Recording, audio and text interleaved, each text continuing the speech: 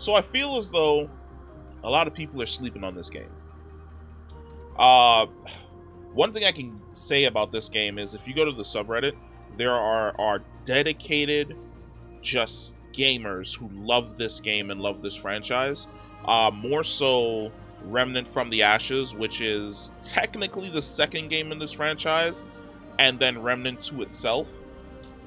This game is fantastic. If you were looking for something to fill the void while you waited for the DLC for Elden Ring to come out, or you were just looking for a very, very challenging RPG, this is the game for you. You're going to absolutely have a blast. But we're going to jump in.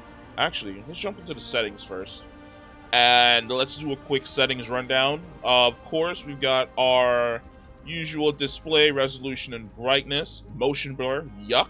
We're going to always keep that off. Frame rate, upscaler quality. It's a very decent, it's a very, very decent settings. I can't complain about these in any way, shape, or form. And look at that. An FOV slider that you can adjust in this game. The smaller studio gave me an FOV slider, but the AAA studio couldn't. But that aside, that is super decent. Of course, when it comes to gameplay, you can decide whether or not you want to run with a very RPG numbers, where you have numbers flying off of the monsters as you shoot them, or if you want to have something along the lines of Elden Ring, where you don't see the health bars of the enemies and you don't see the damage, and you're more or less just fighting until the thing is dead. Me, I can't deal with that level of tension, or that level of anxiety, wondering whether or not something is going to die. Of course, this game also supports a lot of customization when it comes to your controls. I am not sure whether or not the customization is there if you were, let's say, running a controller, but hey, it also comes with language support and a little bit of audio options for you. I dropped the music a little bit. I guess I'll turn it up a little bit for this video. So we're going to jump in just so you can understand a couple of the systems. One of the major things that you hear a lot about this game is that it's a Souls-like game. It's not really a Souls-like game. If we were to jump into just the character screen, you have equipment that you can equip. But one of the more interesting thing is the system on the right, which is amulet, the 4 rings, and then the weapons that you have. It lends itself to a lot of customization for how you want to run your build. For instance, I'm running this gun called the Enigma. It fires out a bolt of electricity. Now, the super awesome thing is I built into the electricity, so it'll increase shock damage, increase shock and overcharge damage, getting energy back from elemental damage, things along those lines. Build crafting is very heavy and very, very good in this game. If there's a build that you want to run, chances are you're going to be able to run it. Another major thing that you have are the different archetypes. There are a ton of them. There are even a few that are hidden that you have to go out of your way to find. Just a few that I've gotten. You've got Hunter if you're interested in running just weapons. Engineer if you want to run turrets. You have Alchemist if you want to pair it with the, where is it? The one for healer. If you want to pair it with Medic so you're able to heal your parties more efficiently. Summoner if you want to summon beasts. You've got Challenger if you want to be a tank. Explorer if you want to explore, find items, gather materials as you run around the world. And then Gunslinger if you want to once again be a primarily gun-focused person. And of course, as you can see, the different numbers beneath them, all of these different classes come with levels that, as you use them, they level up. And on the right, you unlock skills and perks as well. Now, this skill right here is the max level skill, which is the one that... Oh, hold on. Why is my dog set to guard? No, we're an attack dog in this house. It's basically as you level up. I think it's 3, 7, and 10. So you get this at 3, you get this at 7, you get this at 10. You get different abilities for your archetype. So right now, Summoner's at level 9. I have the level 7 skill, which is the Flyer, which in my opinion is the best one. But then, of course, at level 10, you get the Reaver, which is summoning like a giant root golem to essentially fight for you. Now, down here you have cards. These go into the traits. Now, there are a ton of these. Some of them you have to find. Others you have to complete challenges and discover. If it's one thing I can say about this game, is that it has a lot of puzzles. There are a lot of things that you simply get, and then they don't explain what it is, and it's up to you to basically inspect it to figure it out. Maybe when I check my inventory a little bit later, I'll be able to see if there's something left behind in there. But all of these different traits, of course, you unlock trait points as you play the game, and you find books as you run around in the world. But you can spec into how exactly you want your traits to essentially play out. So for me, I went with health, I went with stamina so I can dodge more, I went with mod power so I have a higher chance of popping abilities, skill cooldowns, bonus to expertise so I can level up a couple of these classes, damage reduction, extra health for my summons, things along those lines. But what I was talking about earlier in regards to items, I think this item is a good, which is you unlock items. If you've ever played Resident Evil 4, where you go in and you flip it over and boom, all of a sudden there are numbers on the bottom of the item and it's like 0415 and you're like, well, what is that supposed to lead me to? And then later on you go back to where you acquired the item from an individual and you happen to find terminal, and the numbers go into the terminal, and then they lead you to something else. It's very clever, the way in which they do puzzles. Of course, there's a resource management system where there are materials that you have to collect, and then you use those materials to essentially level up your weapon. So let's run through this area. One of the reasons why... Where's the other guy? One of the reasons why I love this so much, more or less the Beastmaster build, is the fact that everything just dies. Now, there's a system that I'll explain once I clear out this area. Wrong button.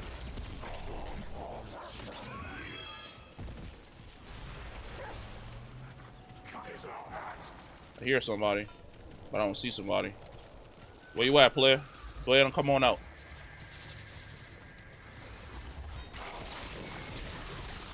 Yeah, I didn't forget about you.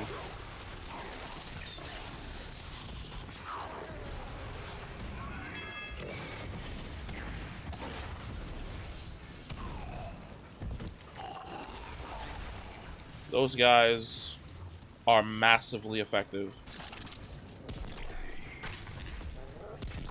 Oh, we dodging, huh?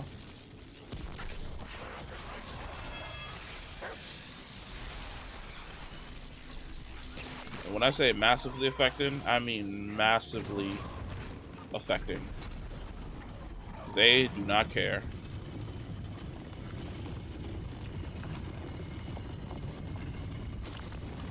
Now, one of the systems in place, I've seen people call it procedural generation. It's not. Ooh. Hello there. What are you over here, money? Oh, no, I got the ribbon. Works for me. This leads up to a puzzle that actually requires you to fight and kill the final boss.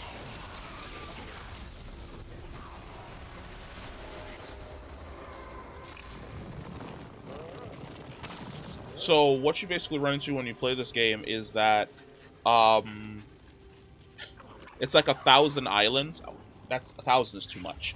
So let's say that every world you go to has 100 rooms, and on your playthrough you might run into 30 rooms, and it's always alternating in the sense that, oh, there'll be none of that. Look at that guy up there. What's your game plan?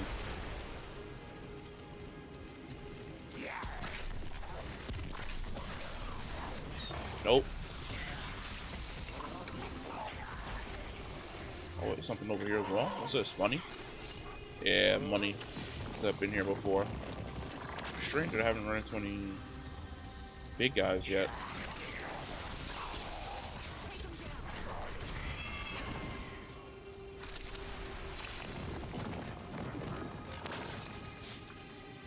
Which lends itself to, I almost forgot where I was, which lends itself to the level of replayability that you have.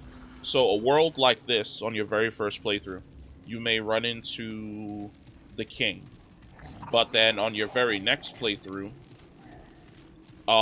it's no longer the king who's the major threat or the major enemy. It's somebody else entirely. Uh, two different world bosses, which offer two completely different experiences when you play through the game. Now, of course, there are going to be some things that are basically the same because they have to be. Static pieces on the board that simply don't move because they move the narrative story along. But for the most part, as you're running around and as you're playing, well, at least for the first 2 times you play the game, it's always a new experience. Now, another thing that ends up happening is that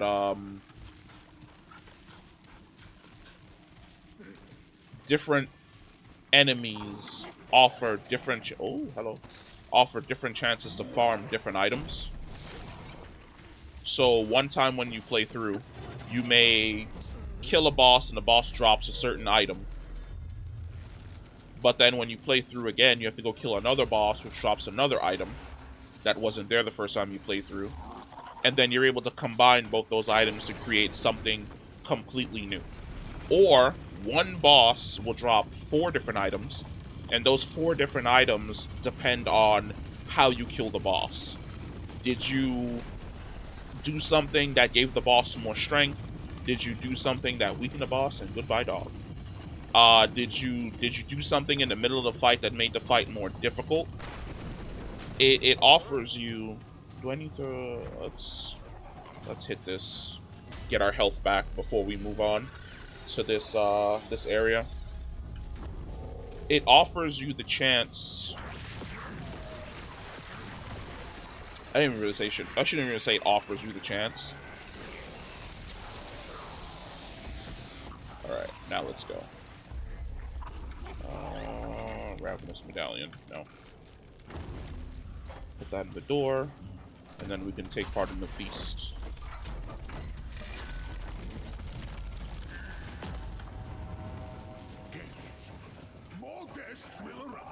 So this is a event called the feast. Basically, that guy's a glutton. You eat the food, it's rotten, you become a glutton. There are mechanics in this, but I played this game for so long that I've essentially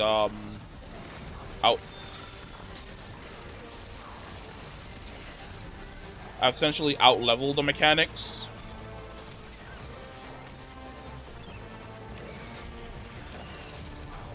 Like I said, I've basically out-leveled the mechanics. You should be coming out of this back door, right? Oh, nope. You guys came out of this door up here.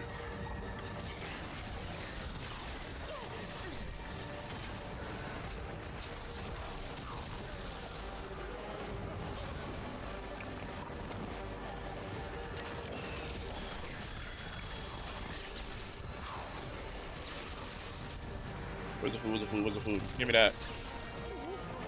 Give me my health back.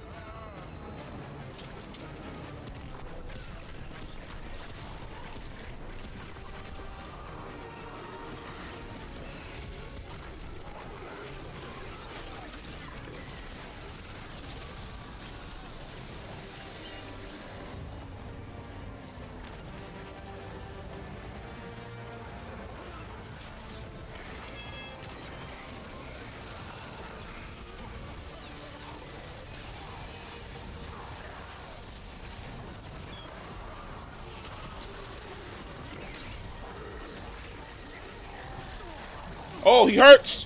He hurts! I forgot!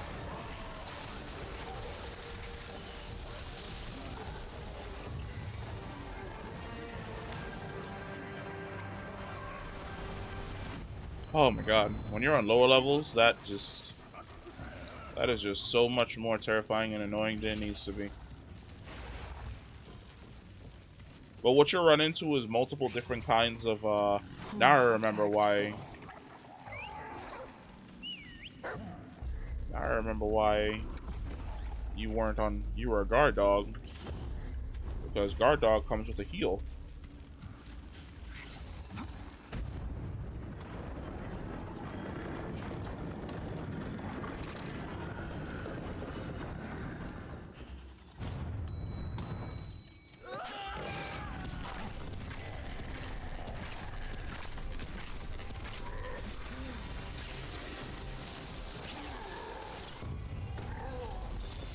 Let me hold all that. Thank you very much.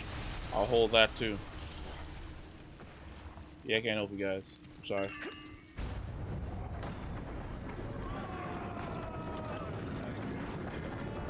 I'm just infinitely out of luck. I apologize.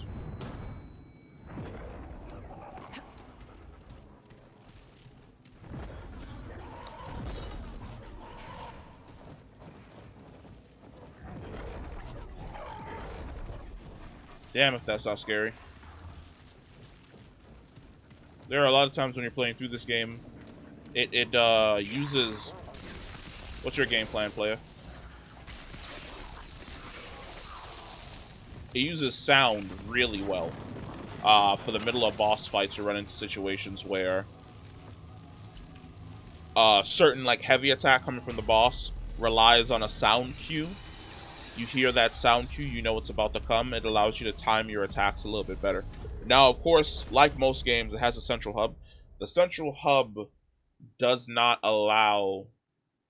It's not like the tower in Destiny where you warp back here and there's just basically like a bunch of people. It's just you. Super standard central hub. You got an area over here where you can essentially test out the new weapons that you get. You got vendors over here where you can buy items. It's a good idea to rotate back here, see if they're selling anything new, because sometimes you can pick up something new. And then it has a upgrade system. Upgrade system is super forward. Super... Wow, I completely flubbed the word. The word's gone now. It's left. But it's super straightforward. There it is. You have items. You level up the item. The more you level up the item, the better and more deadly it is. The more effective it is at dealing out damage, essentially. They just actually, in a most recent update, added the ability to downgrade the items, which wasn't there before. For a lot of people, when you first play through the game, you're going to be putting resources into shitty guns until you can get better guns. This is really great for those people to be able to go back and basically take those upgrade. I think you get back 75% of the materials you put in to be able to upgrade the guns that you actually want.